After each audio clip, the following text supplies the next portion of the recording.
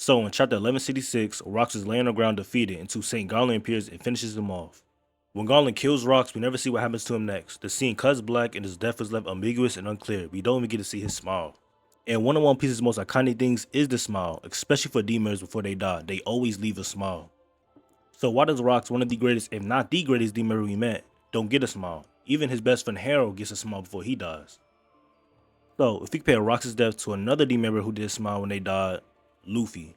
When Luffy dies, we did get to see a smile. We only get to see a smile when he's about to awaken. And Luffy's Gear 5th hair looks very familiar to Xebecs' flag.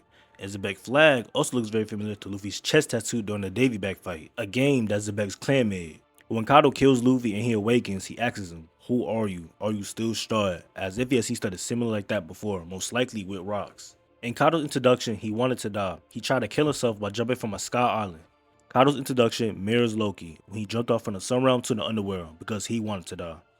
And guess who else wanted to die? Rox. Rox also wanted to die. He begged Roger and Garp to kill him in the God Valley flashback. So, what all three of these guys have in common is they all wanted to die.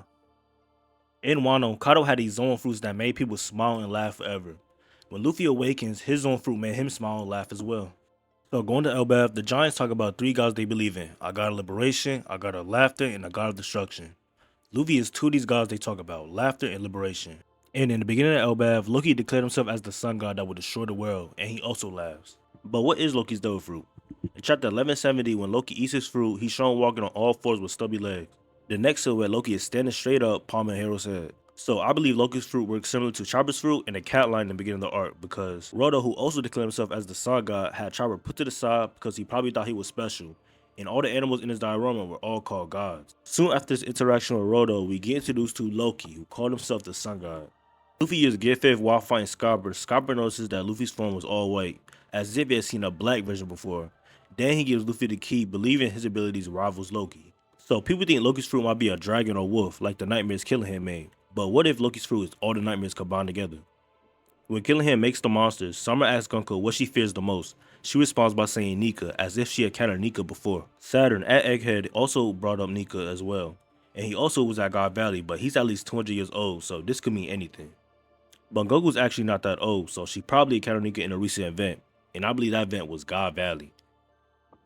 After the God Valley event, we get a flashback of Loki calling Rox Nika, the liberator who laughs and tears down the world, and Rox responds by saying only Hero has that type of power, referring to Loki's devil fruit.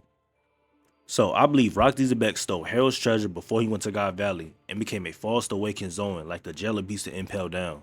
So in the beginning of the flashback, Rox said he needed two fruits, and one of the fruits is located in Elbaf, and only Hero could awaken his true power. Then Kaido responds by saying, why can't they just force Hero to do what they want and obey them? Then Rox checks Kaido by kicking in his face and telling him he would never do that because Hero's his friend. But then when we get to the God Valley event, Kaido sneaks Big Mom, which is his best friend, and takes her fruit. Why? He does this because he's seen Rox, his captain, steal his fruit from his best friend, which is Hero. And we know that Kaido respects his captain because he had him in his top 5 list, and he wanted to fight by his side to the very end. And that's why Kaido acted like that on God Valley. But when does Rox steal this treasure? I believe he stole his treasure in chapter 1159 right after he fights Harold on the ship.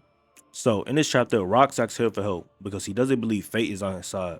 But Harold refuses Rox and chooses the world government side instead, letting Rox down.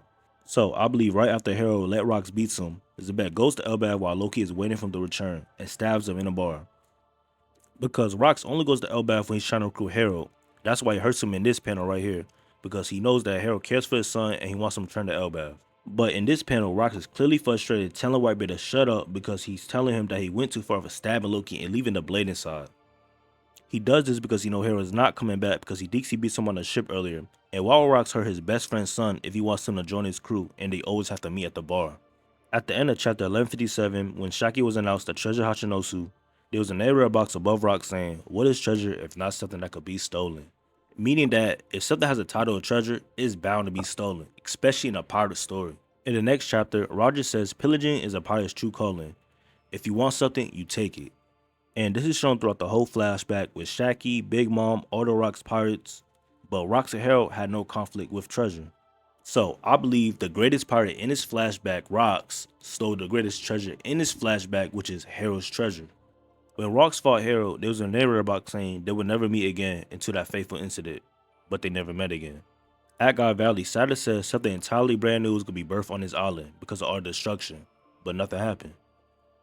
And also, why does Oda not reveal Loki's devil fruit during the hero fight? Because he's not gonna be in his full strength in the current story to showcase his devil fruit because of Shamrock.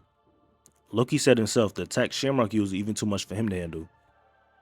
Luffy also beat him in one punch, and Gerd said it might take several months just for him to recover. So I believe Xebecs is gonna be the one to reveal us Loki's devil fruit on God Valley. When Garland killed Rocks, the sky split and lightning appeared. When Kaido kills Luffy and he awakens, lightning also appeared. So I believe Rox's smile is gonna mirror Luffy's smile when he awakened and Ace's hat, making a smile and a frown at the same time. And this is how Xebec will go out in a bang.